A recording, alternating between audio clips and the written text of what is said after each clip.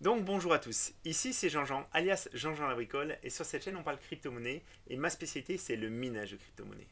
Donc aujourd'hui on va parler d'un nouveau meme coin en proof of work, le PipiPao. Alors, le PipiPao, qu'on soit bien d'accord, c'est un meme coin qui essaie de surfer sur la vague qu'a eu son grand frère, le Pipi, qui était un meme coin déflationniste lancé sur Ethereum. C'est un projet qui avait été lancé en hommage à Pippi the Frog imaginé par Matt Fury. Et clairement, c'est un projet qui a complètement décollé. Moi, j'ai vraiment du mal. Alors, j'ai vraiment du mal, mais c'est de façon générale avec les mêmes coins. Même si à l'époque, il y a fort longtemps, j'ai miné du Dogecoin, j'ai un petit peu de mal avec ça. Donc le projet, il est tout à fait récent. Moi, j'ai été voir un petit peu leur GitHub. Donc tout à 2-3 semaines, grand maximum. Et ils essayent un petit peu de surfer sur tous les concepts. Donc too good to be true, ça je pense effectivement qu'on est dans ce cas-là. Donc ils se revendiquent d'avoir un lancement honnête, pas de pré-mine, et que tout soit dérivé par la communauté, voilà, avec pas d'équipe de développement, etc. Alors, moi, j'ai regardé en amont quelques vidéos parce que mes confrères nord-américains se sont pas mal intéressés au coin et vous allez comprendre pourquoi. Parce qu'il y a vraiment, aujourd'hui, il apparaît comme étant un des coins les plus profitables. Mais il faut faire attention. A priori, leurs wallets sont pas vraiment safe. Donc, si vous voulez les installer, donc soit vous les installez avec une VM, avec une virtual machine, ou alors la seconde solution, c'est vous pouvez aussi tout simplement miner vers un exchange.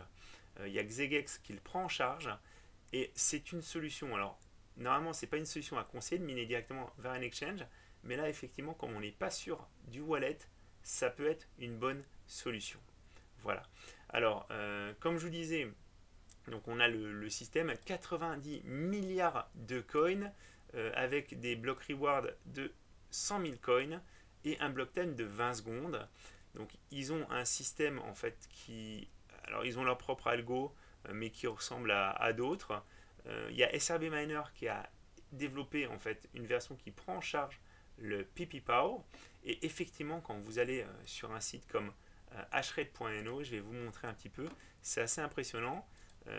2,3090, donc vous voyez, c'est lui qui apparaît, c'est ce PipiPao qui apparaît dans les coins les plus rentables et loin devant les autres, loin devant le Radiant, le Dinex, etc., l'Ironfish, le Caspa. Moi j'ai été voir aussi un petit peu donc sur Mining Pool Stats, donc il apparaît dans les derniers coins, et ce qui est vraiment impressionnant, parce que j'ai été voir la vidéo de Rabbit Mining, c'est qu'en fait il y a encore 2-3 jours de ça, quand il a tourné sa vidéo, il y avait très peu de poules, et là regardez, maintenant on a pas mal de poules. Donc il y avait un problème sur la distribution de la hash rate, a priori ça s'est arrangé, et il y a beaucoup de monde qui le mine. Alors, vous pouvez le miner, hein, qu'on soit bien d'accord. Moi, j'ai rien contre le fait que vous miniez ce coin. Par contre, je pense pas que c'est un coin qui ait vraiment beaucoup de valeur à terme. Donc, soyez prudents. Au niveau des volumes aussi, on n'est pas sur des volumes qui sont très importants. Quasiment tout est chez Xegex. Et il y a 80 000 dollars, mais ça peut être manipulé par des gens de l'équipe, ça peut être manipulé par pas grand monde en fait. On est vraiment sur un coin en plus qui se veut être rigolo, un meme coin encore une fois. Euh, soyez prudents, n'allez pas accumuler ce coin dans un optique qui prenne de la valeur. Je pense que ce serait vraiment pas la bonne chose à faire, hein. Moi, je voulais vous en parler aussi parce que on a un exchange qui apparaît ici, c'est BitXonex. Et cet exchange, je voulais vous remettre en garde. On en avait déjà parlé, alors attendez, je vais vous trouver ça tout de suite dans le Discord. Mais je voulais vous en reparler parce que c'est important. Dans les scam warnings, BitConnex, c'est un exchange qui est très shady. Et c'était Udonex, Udontrade, Udondax. Tous ces exchanges, en fait, c'est le même exchange qui réouvre avec un autre nom de domaine, avec d'autres choses. Et derrière, en fait, ils partent avec la caisse. Donc, il y a pas mal de gens qui se sont fait avoir et je voulais vous en parler parce que donc, ils essayent de profiter de PPCoin,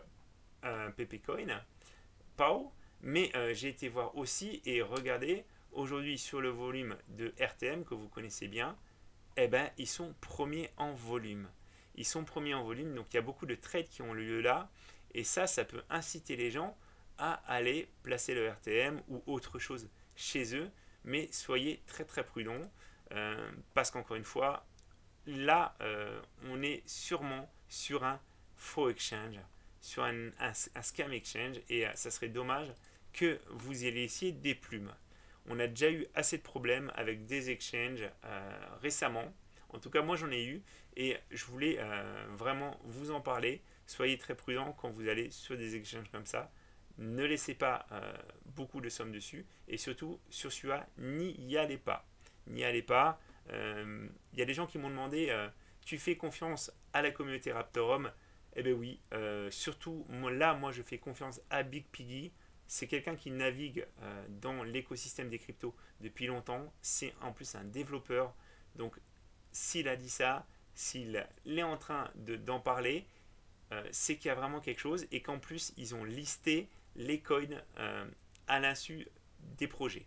C'est-à-dire qu'en fait là, Raptorum n'a pas demandé à être listé sur BitcoinX, c'est BitcoinX qui le liste d'office. Et ça, c'est des très mauvais signes. Quand un exchange qui normalement euh, fait payer aux équipes pour lister un coin, quand il prend l'initiative sans communiquer avec eux de lister le coin, c'est vraiment très mauvais signe pour moi. Voilà. Donc je voulais vous en parler, c'est important. Moi, bah, le Pépipo, il est tout mignon, mais je passe mon tour, hein, même si ça fait envie. Après, l'avantage que les gens se lancent sur ce genre de projet, c'est qu'en fait, ils vont un petit peu délaisser nos coins préférés, et j'espère que notre Radiant, notre Dinex, notre Caspar vont pouvoir retrouver aussi des couleurs. Parce qu'encore une fois, c'est en GPU mining, on peut vraiment aller miner les coins qu'on veut. On n'est pas comme sur des ASICs où on ne peut pas changer d'algo, on ne peut pas changer de coin. Là, on a beaucoup plus de flexibilité et effectivement qu'un projet fasse un peu le buzz, c'est pas mal pour les autres projets aussi et pour la rentabilité de l'ensemble de l'écosystème. Voilà. Donc je ne vais pas m'attarder, je pense que j'en ai dit assez. Moi j'y crois pas, mais n'hésitez pas à me dire ce que vous en pensez. En plus ils ont un système où tous les mois en fait il va y avoir un halving. Alors tout ça c'est, je pense, pour maintenir la hype. Mais encore une fois, bon, c'est à vous de vous faire votre opinion. Alors ils ont un Twitter, le Twitter a grossi très très vite. Vous voyez en fait un Discord aussi où ils sont nombreux maintenant. Voilà. Mais encore une fois, bah, let's go to the moon le 22 mai et puis on est le 26 et c'est formidable. C'est formidable mais c'est totalement fou. Et moi ça me dépasse un peu. Voilà. Bon, je vous dis à très bientôt les amis.